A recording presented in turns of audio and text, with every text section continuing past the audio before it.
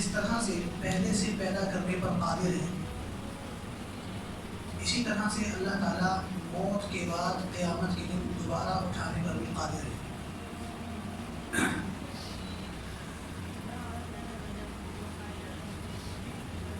رسول اللہ صلی اللہ علیہ وسلم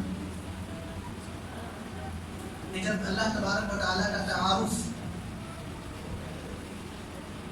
کفار مکہ کے سامنے پیش کیا اور اللہ کی توحید کا مدعا بیان کیا کہ خالق بھی اللہ ہے، رازق بھی اللہ ہے، موت و حیات کا مالک بھی اللہ ہے،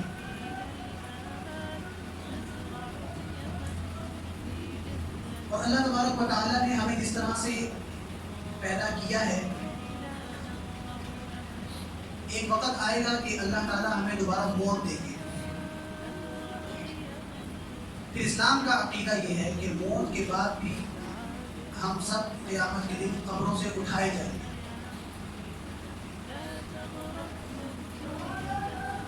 قبروں سے اٹھ جانے کے بعد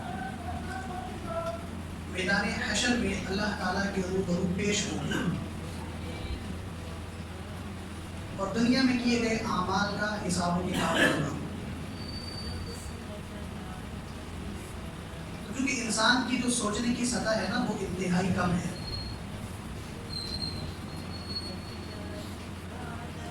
ایک چیز انسان کی بنائی ہوئی ہے، وہ ٹوٹ جاتی ہے، اب دوبارہ سے اسی طرح سے اس کو جو ہے نا وہ جوڑا نہیں جا سکتا۔ اگر اس کو دوبارہ سے جوڑا جائے گا تو اس کے جوڑنے کے اثرات اس کے جسم پر موجود ہوں گے۔ یہاں تک کہ دیکھیں ہم کہ ڈاکٹر انسانی جسم کے کسی بھی حصے کا آپریشن کرتا ہے، جسم بنایا کس نے ہے؟ اللہ تعالیٰ نے۔ سر کے بالوں سے لے کر پاؤں کے ناخنوں تک ہمارے جسم کا ایک ایک حصہ وہ اللہ کی تخلیق ہے۔ ہمارے بال سے لے کر ناخن تک اس بات کی گواہی دیتے ہیں کہ اس کو کسی نے بنایا ہے، اس کا کوئی خالق ہے۔ لیکن یہی جسم جب ڈاکٹر کے پاس جاتا ہے اور اسی جسم کے کسی عضو کا ڈاکٹر آپریشن کرتا ہے، تو جہاں سے اس نے آپریشن کرنا ہوتا ہے وہاں سے اس کو کٹ لگاتا ہے، چیرا لگاتا ہے، آپریشن کرنے کے بعد اس کو دوبارہ سے جوڑتا ہے۔ اب وہ جو دوبارہ جسم جوڑنے کے اثرات اور نشانات ہیں وہ انسان کے جسم پر باقی رہتے ہیں۔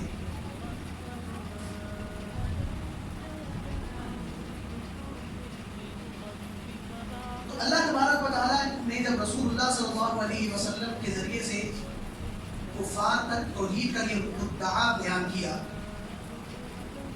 کہ تمہیں اللہ نے پیدا کیا ہے اس لیے کہ تمہارے پیدا کرنے پر جو ملکیت اور اختیار ہے وہ کس کو ہے؟ اللہ کو ہے۔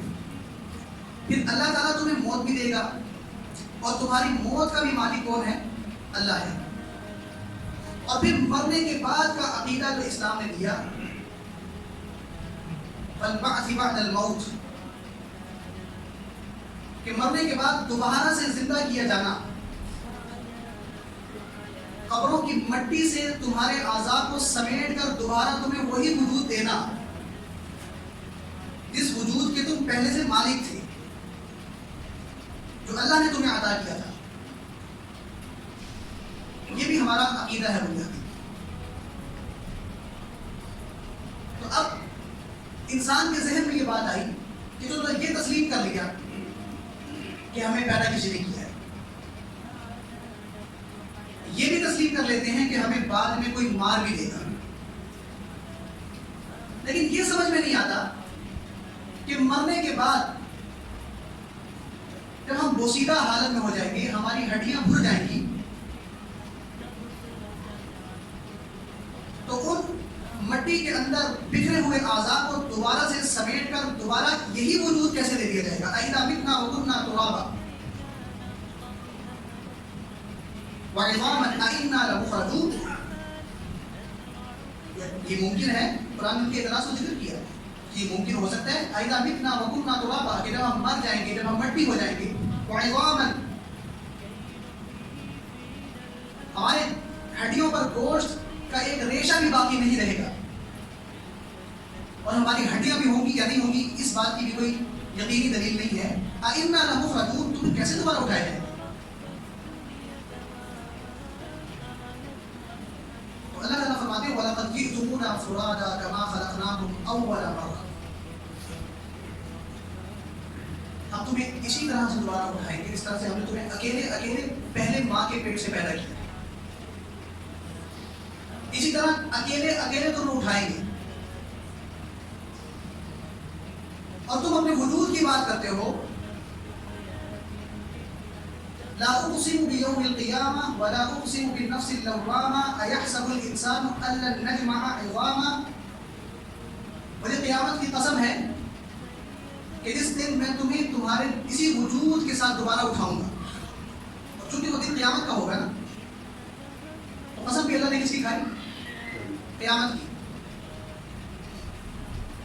ایحسب الانسان ان لن نجمع عظاما، انسان گمان یہ کر رہا ہے کہ جب میری ہڈیاں ریزہ ہو جائیں گی، میرے اعضاء جسم مٹی کے اندر بکھر جائیں گے، تو کس طرح ممکن ہے؟ تو اللہ نے فرمایا بلا قادرین علی ان نسوی بنانا، تم اپنے وجود کو رو رہے ہو کہ وجود کیسے دوبارہ اللہ دیں گے. میں رب یہ دعویٰ کر رہا ہوں کہ وجود بھی دوں گا، اور تمہاری جو انگلیوں کی جو یہ لکیریں ہیں تمہارے ہاتھوں کے اندر، تمہارے جو فنگر پرنٹس ہیں، ان کو بھی اسی کیفیت میں دوبارہ لوٹاؤں گا جس کیفیت میں پہلے لوٹایا تھا.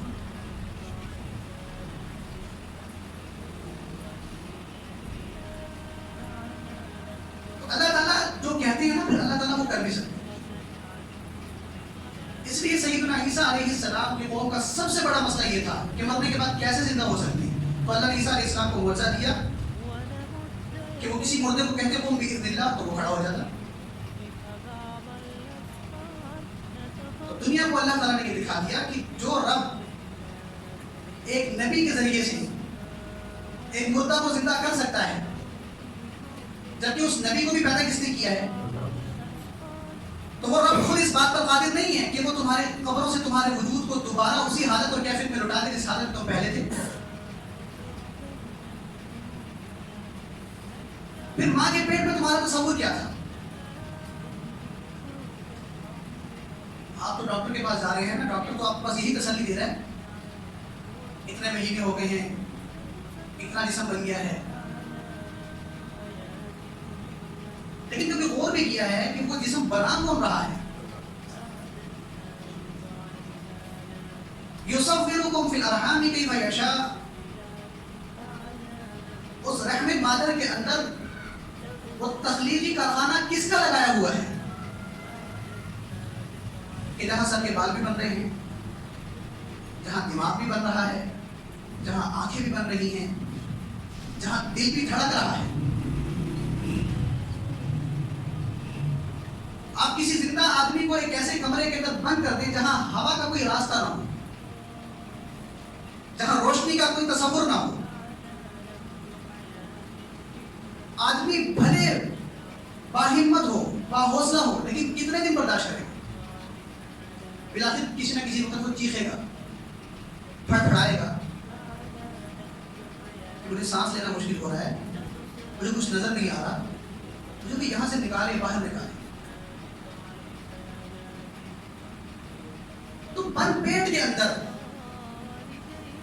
جہاں کوئی لائٹ نہیں ہے، بظاہر کوئی غذا پہنچنے کا کوئی راستہ ہمیں نظر نہیں آ رہا، سانس لینے کا کوئی ذریعہ نظر نہیں آ رہا، اسی پیٹ کے اندر ایک رب اپنا ایک کارخانہ لگائے بیٹھے ہیں، اور اس کارخانے میں تخلیق آدم ہو رہی ہے. ایک آدمی کو تیار کیا جا رہا ہے، ایک مرد کو تیار کیا جا رہا ہے، ایک عورت کو تیار کیا جا رہا ہے. وَلَقَدْ خَلَقْنَا الْإِنسَانَ مِنْ سُلَالَةٍ مِنْ طِينٍ، انسان جب ماں کے پیٹ سے باہر آتا ہے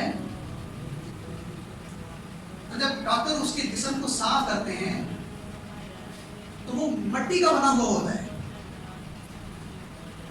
وہ خون کا بنا ہوا نہیں ہوتا، وہ پانی کا بنا ہوا نہیں ہوتا، اس کے اوپر ایک مٹی کا لبادہ ہوتا ہے۔ اب ماں نے تو مٹی کبھی کھائی نہیں ہے، کیا خیال ہے؟ جس خاتون کے پیٹ کے اندر اللہ ایک کارخانہ لگائے بیٹھے ہیں اور اس کے اندر ایک آدمی تیار ہو رہا ہے، انسان تیار ہو رہا ہے، اور اس انسان کے بارے میں خدا کا دعویٰ یہ ہے کہ سلالۃ من طین، اس کو میں نے چکنی مٹی سے بنایا ہے، لیکن کبھی ماں کو ہم نے مٹی کھاتے ہوئے نہیں دیکھا۔ ماں تو روٹی کھا رہی ہے، دودھ پی رہی ہے، دوائیاں کھا رہی ہے، تو جہاں مٹی کا ذرہ بھی نہیں جا رہا اور وہاں خدا یہ دعویٰ کر رہا ہے کہ میں وہاں پر جس کو پیدا کر رہا ہوں اس کو میں نے مٹی سے پیدا کیا ہے، اور مٹی کا وجود پانی کے اندر برقرار نہیں رہ سکتا، اور ادھر ادھر ہو جاتی ہے، پھیل جاتی ہے، لیکن اسی مٹی کو جوڑے رکھنا اور ماں کے پیٹ کے اندر اس کی حفاظت کرنا، ساری دنیا کی سائنس جب فیل ہوتی ہے تو پھر اللہ یہ جواب دیتے ہیں یخلق ما لا تعلمون، پیدا میں کر رہا ہوں اور ایسے کر رہا ہوں کہ تم سوچ بھی نہیں سکتے، تم تصور بھی نہیں کر سکتے۔